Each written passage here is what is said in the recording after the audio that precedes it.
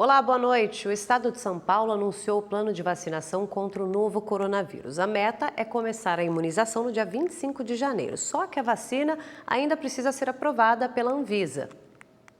A aprovação deve chegar em breve. Esse é o objetivo do governo do estado, que pretende enviar à Anvisa o relatório com as informações sobre os testes da Coronavac até o fim dessa semana. Estudos da fase 1 e 2, com mais de 50 mil voluntários, demonstraram que mais de 94% dos participantes não apresentaram efeitos colaterais. O governo também anunciou que a vacina produziu resposta imune em 97% dos casos. Segundo o cronograma anunciado pelo governo, a primeira fase do plano de vacinação terá início com os trabalhadores da saúde, indígenas e quilombolas. Depois receberão a vacina os idosos com 75 anos ou mais. Em seguida, as pessoas entre 70 e 74 anos. Depois, com 65 a 69. E, por último, idosos entre 60 e 64 anos. Essa primeira fase pretende imunizar 9 milhões de pessoas. O governo do estado de São Paulo vai disponibilizar para outros estados do Brasil um total de 4 milhões de doses da vacina Coronavac a partir do dia 25 de janeiro, aos estados, evidentemente, que solicitarem a vacina. Atualmente, o estado de São Paulo conta com cerca de 5 mil postos de vacinação. A ideia é ampliar para 10 mil, entre o uso de escolas, quartéis, farmácias e outros. O custo estimado da logística do programa é de 100 milhões de reais. A Coronavac é produzida pelo Instituto Butantan em parceria com a farmacêutica chinesa Sinovac. A China já começou o plano de imunização. Os próximos países serão Turquia e Indonésia. No Brasil, 8 estados também pretendem utilizar a Coronavac.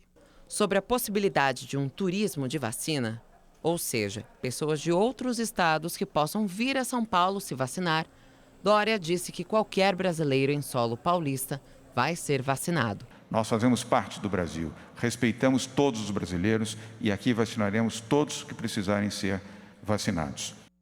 Em nota, a Anvisa afirmou que o governo de São Paulo ainda não encaminhou os dados da fase 3 de testes clínicos e que o relatório da inspeção feita na fábrica da empresa chinesa Sinovac, que é uma das etapas necessárias para o registro da vacina, deverá ficar pronto entre 30 de dezembro e 11 de janeiro de 2021.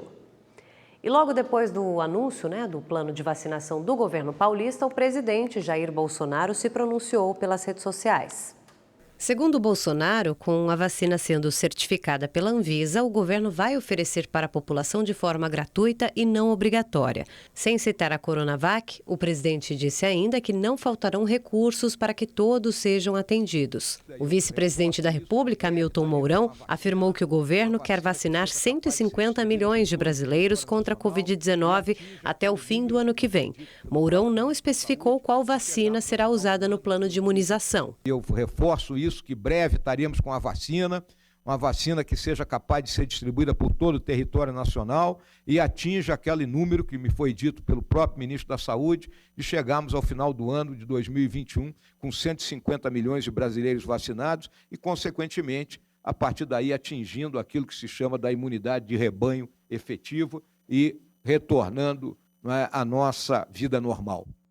Em nota, o Ministério da Saúde informou a intenção da compra de 70 milhões de doses da vacina produzida pela farmacêutica Pfizer em parceria com a BioNTech. O memorando vai ser assinado já nessa semana. A pasta disse que as doses devem ser entregues depois do ano que vem, mas não especificou a data.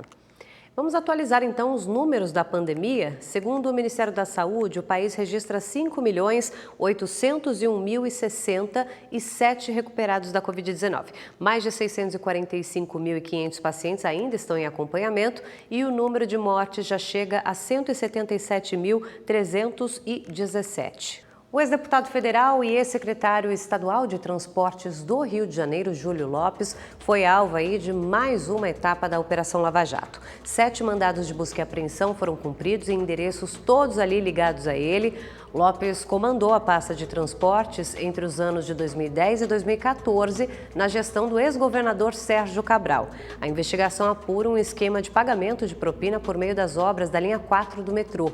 Júlio Lopes já tinha sido denunciado pela Procuradoria-Geral da República por receber vantagens indevidas. Em nota, a defesa diz que o cliente sempre se colocou à disposição das autoridades e que não cometeu crime.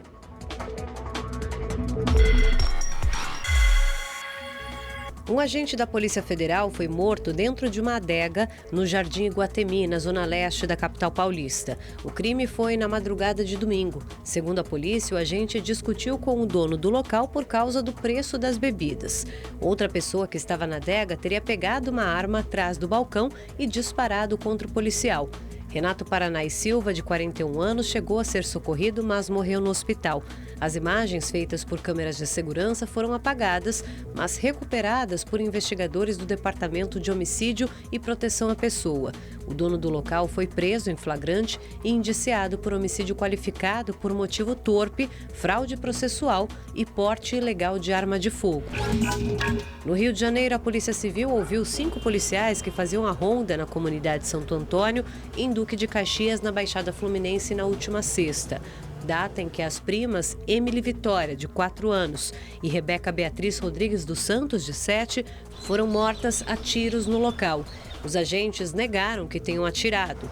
As armas dos PMs serão periciadas. Segundo os policiais, eles passaram em disparada na região ao tomarem conhecimento de uma ocorrência de roubo de carro e alegam ainda que apenas ouviram tiros. Ainda não há denúncia formal contra os PMs e eles não foram afastados do serviço. A corporação também investiga o caso. O governador do Rio de Janeiro, Cláudio Castro, lamentou o caso e prometeu uma resposta à sociedade. No domingo, moradores fizeram protestos e pediram justiça pelas mortes das crianças. Justiça! Justiça! Justiça! Uma agência bancária foi roubada em Porto Alegre e, segundo a polícia, pelo menos 5 criminosos invadiram um restaurante que fica do lado desse banco e foi agora no fim de semana. Eles fizeram um buraco na parede para entrar na agência. Cerca de 15 funcionários do banco e do restaurante foram rendidos assim que chegaram nessa segunda-feira. Todos foram trancados no banheiro ali do restaurante mesmo e o grupo levou o dinheiro e armas dos vigilantes. Não houve feridos, por enquanto ninguém foi preso.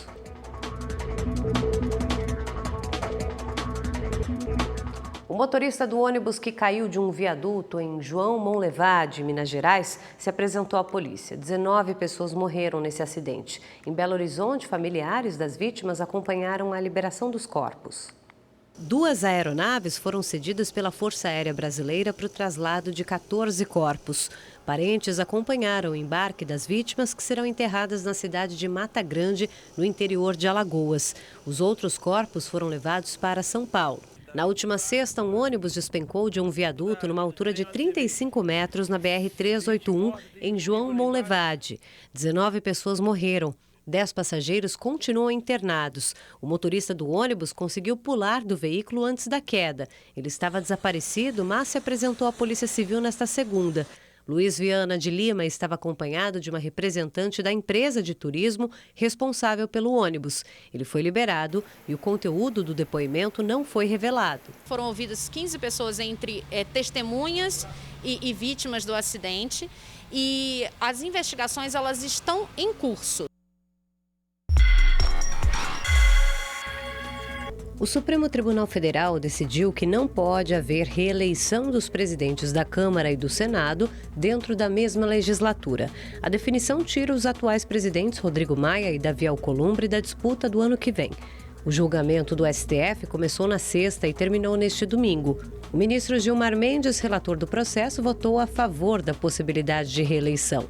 Ele foi acompanhado por Dias Toffoli, Alexandre de Moraes e Ricardo Lewandowski.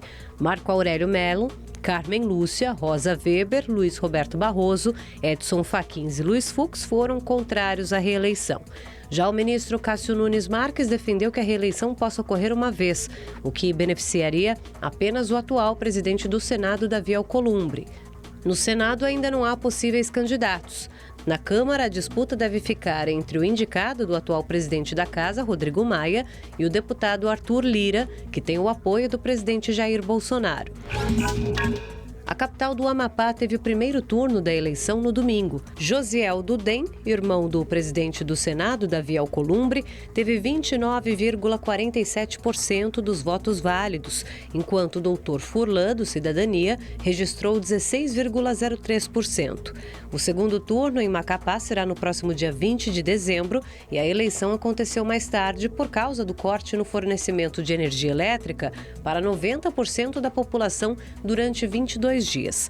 O motivo foi um incêndio em um dos principais transformadores do Amapá. Festival de Prêmios Realizando Sonhos, quer participar? Olha só como. Assine o Rede TV Plus e fique de olho. De segunda a sexta, dentro da Tarde Azul e do Alerta Nacional, serão sorteados notebooks. Aos sábados, no Mega Senha, uma viagem no valor de R$8.000. Todo domingo no Encrenca sai um HB20 zerinho. E no dia 24 de dezembro, você pode levar uma BMW para a garagem.